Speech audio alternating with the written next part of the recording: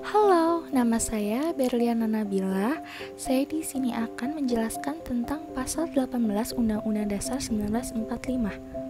Nah, undang-undang tentang pemerintah daerah sering sekali mengalami perubahan. Perubahan yang pertama yaitu struktur ketatanegaraan yang berubah melalui perubahan Undang-Undang Dasar 1945 dari tahun 1999 sampai 2002. Yang kedua yaitu materi muatan dalam Undang-Undang Pemerintahan Daerah yang cukup banyak. Selanjutnya yang ketiga yaitu hubungan antara pemerintah pusat dan pemerintah daerah yang sering mengalami ketegangan atau spanning.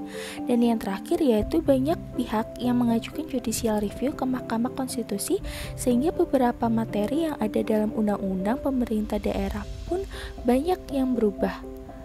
Pasca reformasi, secara keseluruhan telah terjadi sebanyak 3 kali perubahan pasca reformasi, yaitu melalui Undang-Undang Nomor 22 Tahun 1999, Undang-Undang Nomor 32 Tahun 2004, dan yang terakhir melalui Undang-Undang Nomor 23 Tahun 2014.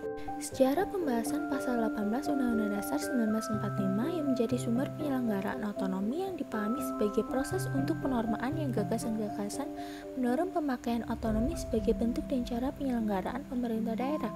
Di dalam sejarah pun memaparkan bahwa gagasan otonomi yang sudah muncul jauh sebelum Undang-Undang Dasar 1945, tepatnya pada tahun 1932. Muhammad Hatta pun menuliskan bahwa hak menentukan nasib sendiri terdapat hanya di kota, melainkan juga hanya di desa. Oleh karena itu, Muhammad Hatta telah lama menggagas konsep otonomi bagi Indonesia.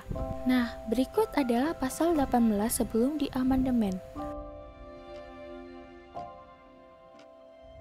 Nah, selanjutnya pasal 18 yang sesudah diamandemen.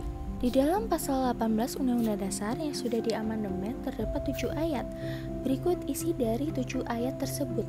Pasal 18 Undang-Undang Dasar setelah diamandemen mengatur dan mengurus sendiri urusan pemerintahannya menurut asas otonomi dan tugas pembantuan. Pemerintahan daerah adalah suatu pemerintahan otonom dalam Negara Kesatuan Republik Indonesia. Pasal 18 sebelum diamandemen tidak menegaskan pemerintahan daerah sebagai satuan pemerintahan yang mengatur dan mengurus sendiri urusan pemerintahan tertentu sebagai urusan rumah tangganya. Hanya dalam penjelasan disebutkan bahwa daerah-daerah itu bersifat otonom atau bersifat daerah administrasi belaka.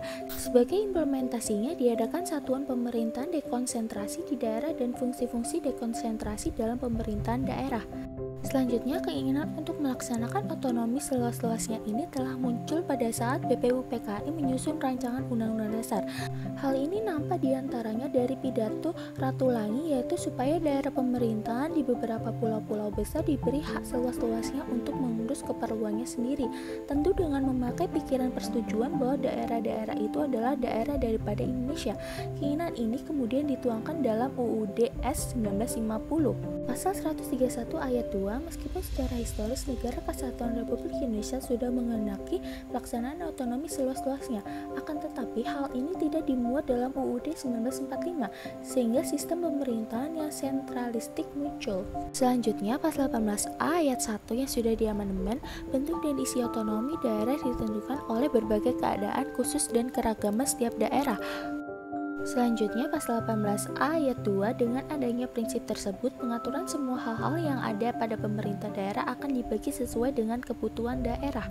Nah, selanjutnya pasal 18B ayat 1, otonomi khusus berkaitan dengan pelaksanaan syariat Islam, sehingga setiap daerah dapat menuntut suatu kekhususan.